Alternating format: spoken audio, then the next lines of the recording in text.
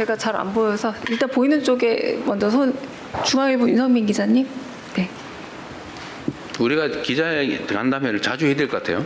손 드시는 게 너무 많은데 원래는 없어야 되는데. 네, 말씀하십시오. 예, 중앙일보 윤성민입니다.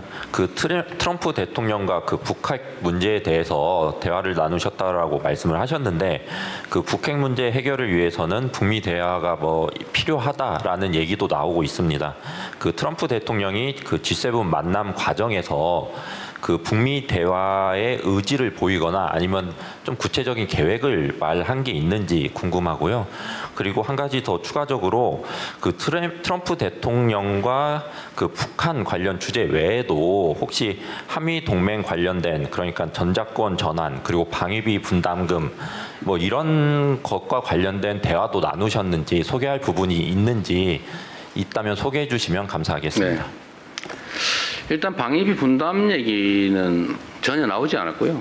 지금도 뭐 충분히 분담하고 있는데 뭘 추가 분담하냐는 게 제 생각이고, 뭐 미국 측도 대선 이후에 대선 선거 과정에서 그 얘기가 꽤 있었는데, 한국군의 주한미군에 대한 방위비 분담금을 뭐 10배를 받겠다 뭐 이런 얘기를 했는데, 그 취임 이후에는 전혀 그 얘기를 하지 않고 있습니다.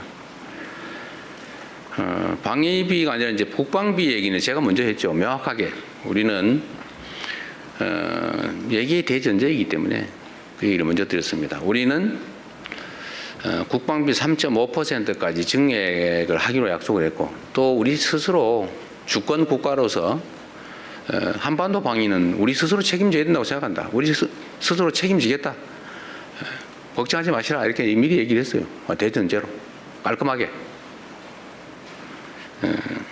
그럼 모든 문제가 해결되죠.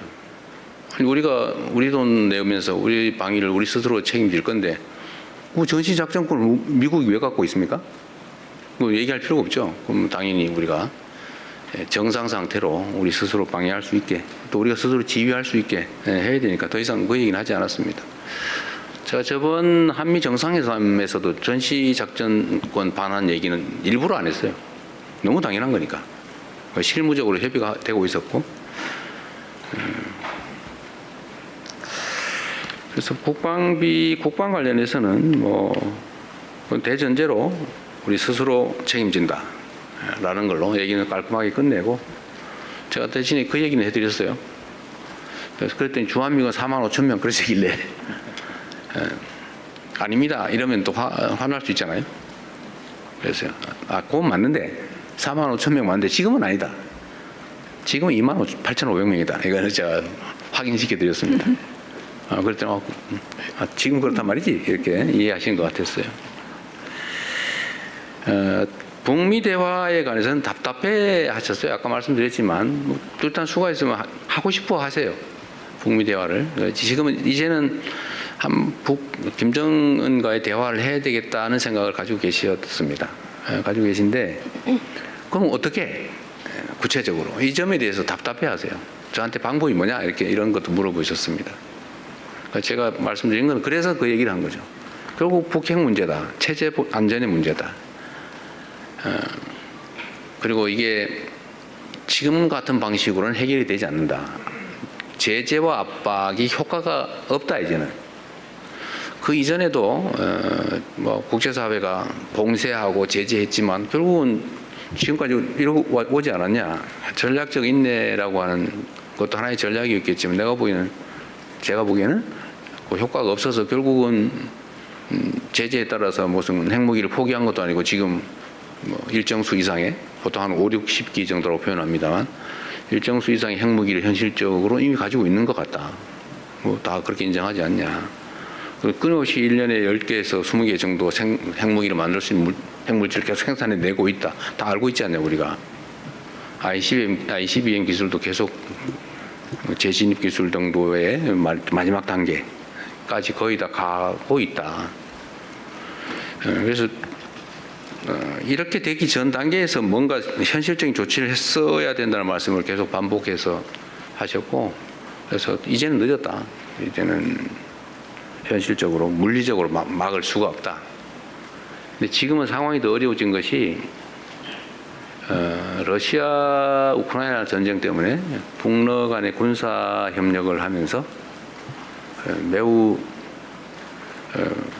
제재의 실효성이 떨어졌다. 그래서 그랬더니 그분이 그러시더군요.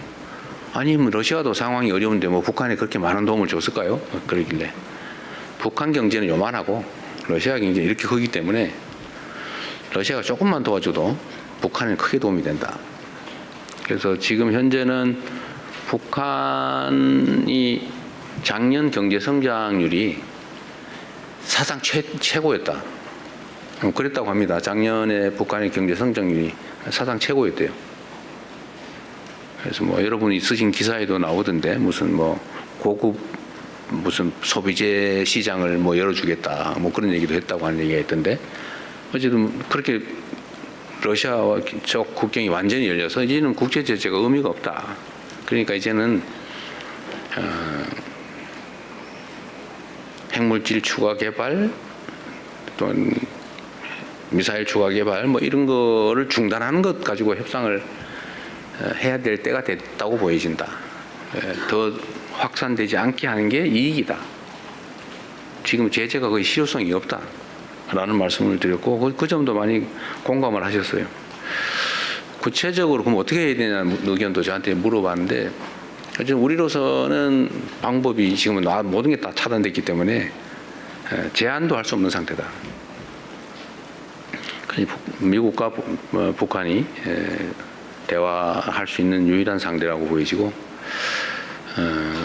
미국이 좀 북한이 공감할 수 있는 현실적인 안을 좀 내면 좋겠다. 그리고 미국의 제야 군사 전문가들의 의견도 좀 참고할 필요가 있겠다 이 말씀을 드렸습니다. 지금 미국의 제야 군사 전문가들이 현실성 있는 협상을 시작해야 된다 이런 지적을 하고 있어요.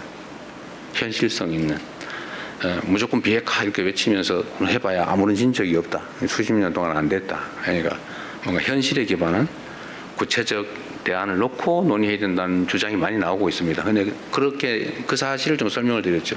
미국의 제야 군사 전문가들의 현실성 있는 현실에 기반한 대화를 시도해야 된다는 지적을 하고 있으니까 그것도 좀 살펴보시라 이렇게 말씀드렸습니다. 어쨌든 우리 구체적 계획은 이제 만들어야 되는 거죠. 지금 단계로는 완전히 지금 교착 상태라고 할 수 있습니다. 매우 안타까운 일이죠. 이게 이런 교착 상태의 압박을 통해 문제를 해결할 수 있으면 좋은데 문제는 문제 해결이 안 된다는 거예요. 이게 냉엄한 현실이죠. 정치란 현실에 기반해야 된다는 게 제 생각입니다. 이상적이고 가치에 기반한 우아한 멋있는 주장을 하는 것도 중요한데 주장하면 뭐 하겠어요. 상황이 더 나빠지는데. 그럼 무책임한 거죠. 자칫 잘못하면. 우리 정치에도 그런 일이 많은 것 같습니다. 그냥 무책임하게 결과에 책임도 못 지면서 말은 멋있게 하는데 상황을 점점 나쁘게 만드는 거죠. 그건 국제 정치든 국내 정치든 가서는 안 될 길이라고 생각합니다.